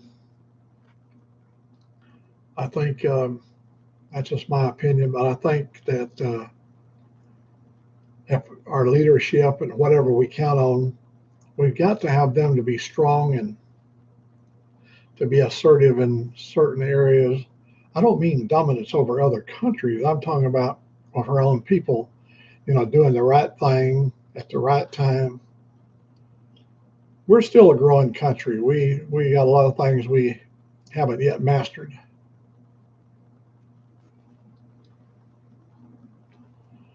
Oh, you say some kind words there, Thomas. I I'm just an old guy that still has a memory. There's a lot of wonderful old people my age that nobody will talk to because they have a little struggle to recalling some of the things they want to say, and you tend to look the other way and don't want to get caught up in that. But um, if you ever want to do yourself a favor, find you a good nursing home in your area and call ahead and arrange to come to visit the nursing home and go in and spend some time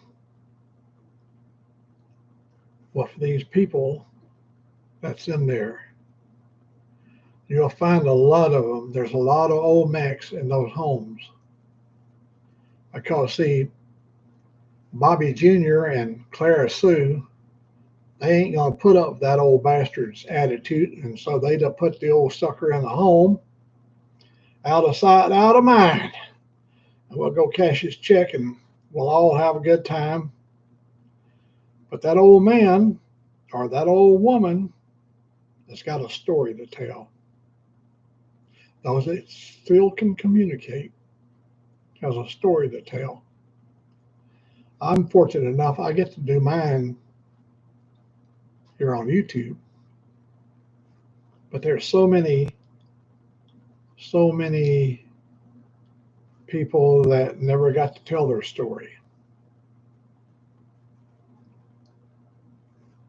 Oh, you hate those places. I can understand, but it's only up to us. Oh, South Oz, man, where life is good. It's up to us as a society to make sure that those places don't come just a warehouse for death. That's because your kids don't want to deal with you and just put you away, put you on up there at the home. And you never get a chance to tell your story.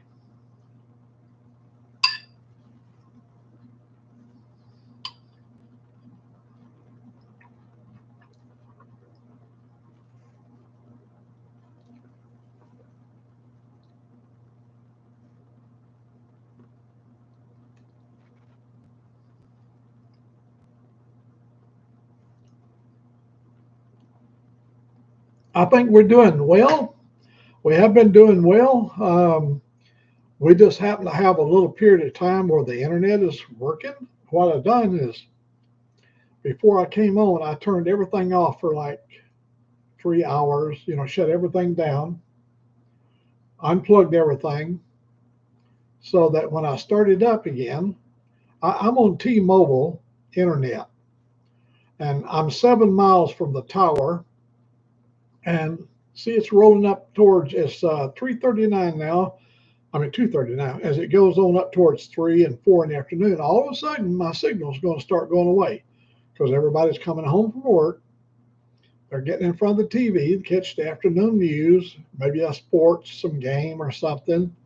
They're getting on the computer. They're getting on YouTube, Wi-Fi. They're getting on Facebook, all those places. And I start losing signal, and then pretty soon we don't have enough of signal to carry on a live feed, but yet I can still watch TV. My TV is what they call a smart TV, and it upscales to even though the signal drops down, it kind of keeps a fairly good signal, and then finally it'll just go away.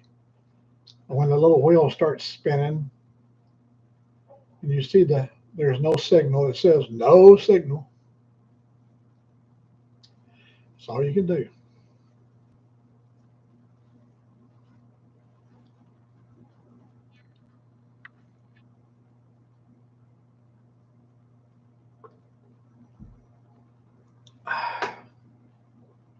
My little puppy dog is. Look, little buddy. Look. There you go.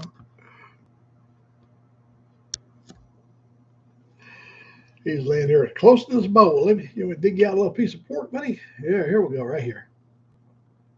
He likes that pork.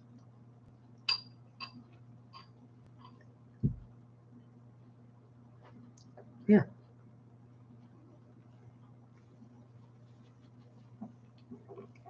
Yeah, but oh man. Here, I'll get it for you. Oh man, he loves that pork.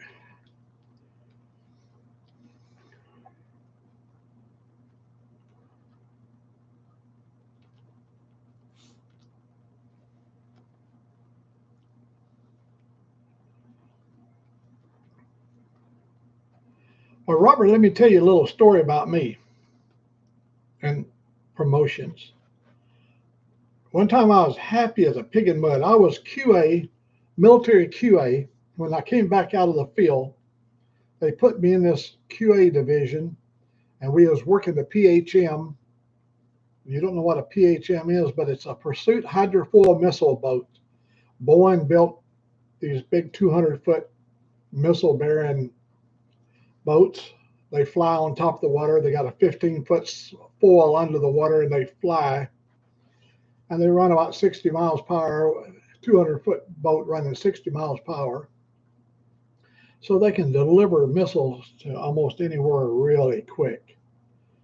And I was happy as a pig in mud in that. I had my own little department. I had my own little AWS inspectors, and so this guy came to me. He was my supervisor, and his name was Sherm Wesson. Sherm came to me and he said, "I'd like to have you in the 3D world." And hello, Salty Badger. "I'd like for you to go to the 3D world." I go, "What the hell is a 3D world?" He said, "It's a program we got where we're working in binary code, and we're working in the field of fuzzy logic." And where I go, "Whoa, hold, what the hell are you talking about?" He said, "We're developing technology to see in 3D or to measure in 3D, 3 dimensions, 3 axes, X, Y, and Z." And I go, "No, I wouldn't have no interest in that." And he said, "Oh, I think you would. It's all about technology." And he said, we pulled your folder, and you're the right guy. HR has made the decision. They want you on the team. They want you to head up a team in the 3D world. I go, "I wouldn't have no clue what you're talking about." He said, "You think about it." And that was on Friday. So I thought about it all weekend. I thought, oh, hell, I got my team of inspectors over there that really love to work for me. And I got all this Navy stuff. I really like working for the Navy. And I've been in the Air Force for all them years, and now I'm in the Army. And I get to now be with the Navy. And I thought, this is going to be really great. And I hadn't been too long in that program. And so Monday rolled around, and it was already clear in my mind, no, thank you. I have no interest in whatever you're trying to sell. So here he comes. Sherm come walking up here. He has a little notebook in his hand, and he said, we after a few little exchanges there, he said, "Okay, here's your assignment." And I said, "I'm thinking he's giving me an assignment on the PHM." We had just changed over to a new alloy called 514. 514 is a magnetic stainless. Oh, look it up. Look it up. It's right there on the internet. You can find it. 514, a magnetic stainless. You go, well, hell, everybody knows stainless ain't magnetic. Well, it is. 514 is, it is stainless. It is magnetic. And so, degaussing, look at this guy right here. Robert, you know so goddamn much stuff, man. You ought to be telling this story. Degaussing. See, what happens when you move a foil through the water at high speed, plankton in the water, it gets electrical current as this alloy, less than 514, If you've got an alloy less than 514, it's a non-magnetic, then it causes all the plankton to light up, and it leaves a trail that the satellites can see your boat from out in space. They can see your boat in the water, and they see your wake and all that stuff. So with this degaussing process with the 514, we was able to make these boats go really fast through the water without leaving all this mess in the water. So he said, I want you to, and he gave me some coordinates for me to go to. And I said, what? This has nothing to do with the Navy. Why are you sending me upstairs? He said, oh, you're not working for the Navy now. I go, what? He said, no, you're now in the 3D world. He said, I told you I reassigned you Friday to the 3D world. I said, no, you asked me how would I like to join the 3D world.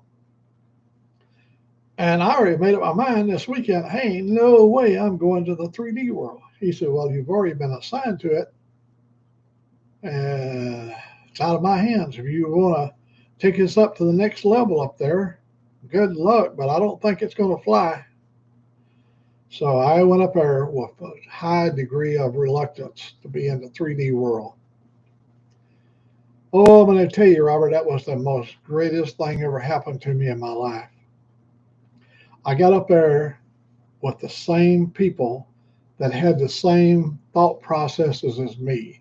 They had the same ideas. In other words, wasn't very long. We had this beautiful team of 7. We teamed up with Honeywell Corporation. We teamed up with Leica. And there's a brand new little kid on the block. He's brand new. What was that guy's name? Oh, Bill Gates. He had a new little company called Windows. He hadn't even, it was Windows like 3.1 or 3.0 or whatever. It wasn't, it was Windows. And he said, and you're going to meet Bill Gates, and he's going to work with you on making this 3D machine. So I didn't get to go meet Bill Gates that day. I got to meet a woman he sent down there to be a spokesman for Bill Gates. You know, when you got enough money, you don't actually have to meet the people. You just send your spokesman. And through our team, we was able to get the Microsoft Corporation to form a thing called a math coprocessor. And the old 8088 chips and the 8086 chips, they didn't have a math coprocessor. When you're working in 3 dimensions, it's easy to measure up, it's easy to measure out, and it's easy to measure left and right. But what if I want to measure from here over to here? Let me get my hand there where you can see from here over to here, from here over to here, a polar arc, an arc, a radius, skewed. How about if I askew this angle? How about now where I'm working in the skewed angles? You'd have to have some kind of a math coprocessor to be able to do the math iterations of the curvature so that you'd have redundancy, you know, where there would be an accurate 3 points of reference. You've been around, sir. I don't know what your background is, but you certainly, either you're really good, you read a lot on YouTube, or you've been around, because you're you know, on the surface vessels, what they did on like a destroyer, we built them for the Shah of Iran. We call them the Ayatollah class of destroyer. We put these degaussing boards at the waterline. So when they're at speed, salt water would flow through these multiple layers of dissimilar alloys. And the coefficient or the expansion between them would cause an arc. It was a scrubbing action that created an arc, and it was a degaussing method to take the lights out of the plankton. That's simple explanation.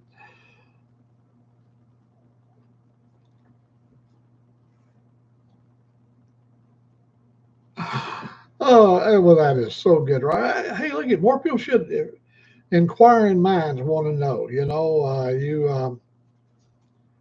You hear about things, and then instead of creating some kind of conspiracy based upon an idea that you read in a Dick Tracy magazine when you was a young boy, you go and research it, and then you say, "Here, I'm going to come at this with an objective to get a full understanding of what I'm seeing, so that I can explain it to myself. If I understand it, then once I get a handle on how it works, I can explain it to you in a term that whoever I'm talking with will understand that concept."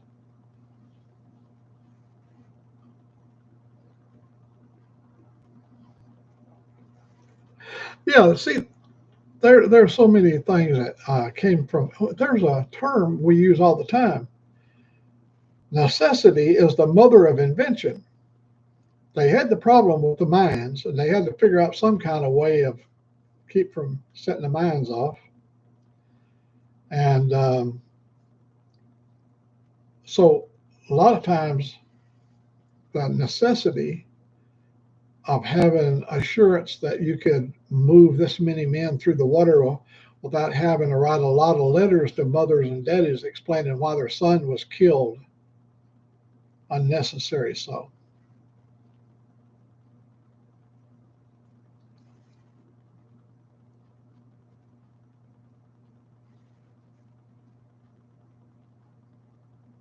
The mother of necessity is war. There's no great aspects to war. There's no great. War is hell then, and it's hell now, and it will always be hell for the recipients of the war. Me sitting up in my office, I can create a war. Me sitting up in my office, I can direct a war. I can direct the energy of a war in a specific direction. I can control the theater from in my office. When your ass is on the grass and a bullet's fixing to pass through your head, it takes on a whole new outlook. War does.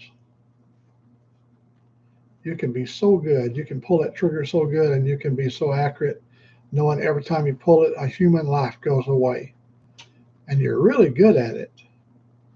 You never did learn to love it, but you was really proud of the amount of protection you could give at ground level. Knowing over there that somebody really wants to see me go away, then it becomes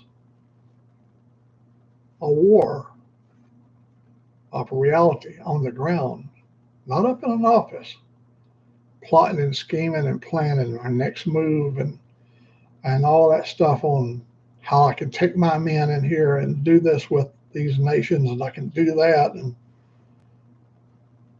people suffer.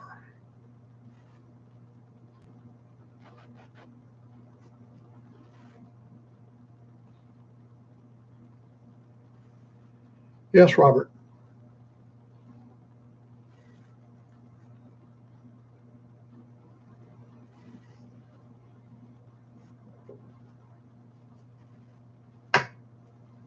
Oh, something else. That was.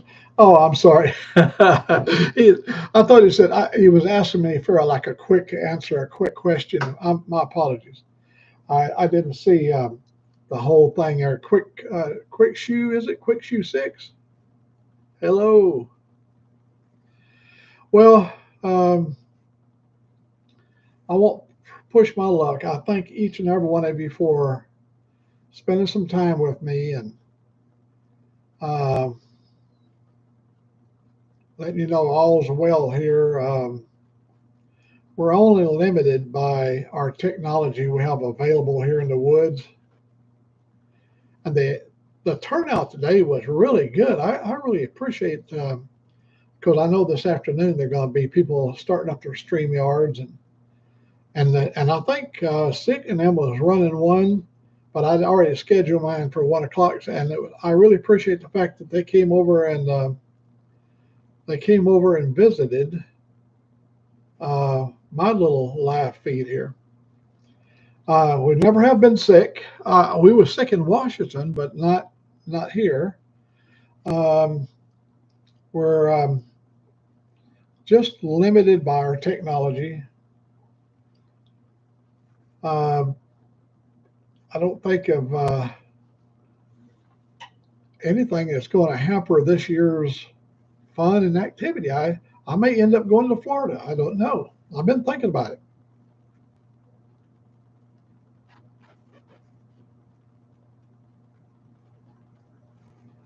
Remote life. I enjoyed. We had some good conversations and some good chats. Mine is I don't have no political motivation one way or the other. At my age, I've lived under so many different administrations. I have lived. I have lived from the early 19. I was born in 1940, so I've lived through.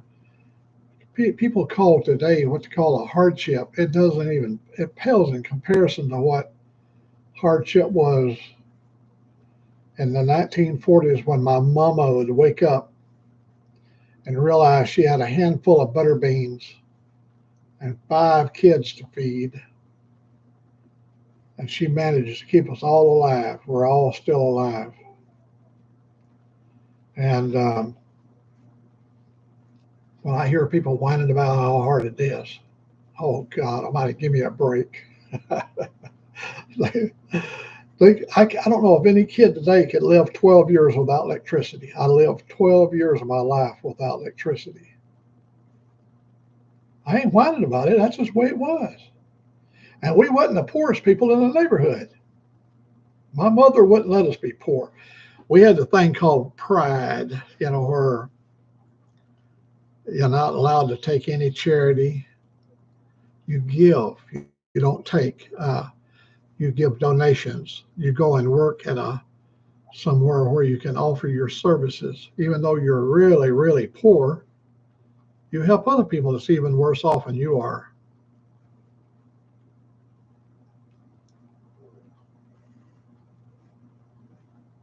Oh,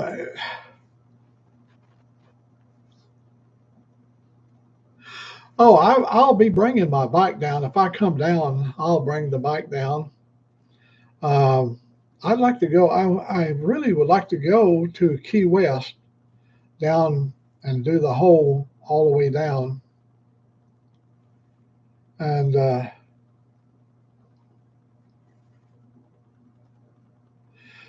1926. My brother was born in 36, so he's still alive. Um,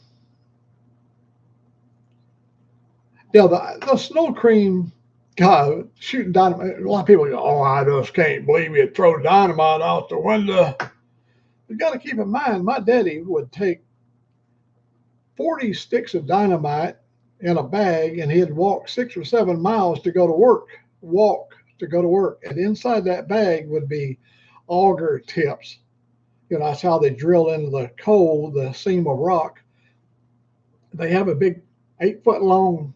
He didn't care no 8 foot long. The bits itself, he only had the tips that screws on. That's the only thing that gets dull on the auger was the tips, and he would take them home and forge them and sharpen them, and in this bag he'd have all these auger tips, and he'd have all of his dynamite and his blasting caps, and he'd go in there at 4 o'clock in the morning and shoot dynamite. So shooting dynamite was a way of life. That's what he did for a living, and Daddy was good at it, and his brothers was in the war, and Uncle Belton had a good arm on him. He could throw a stick of dynamite a long ways. And hang on, everybody. Hang on. Don't go. Woo. Hang on. Train's coming. Look, train's coming.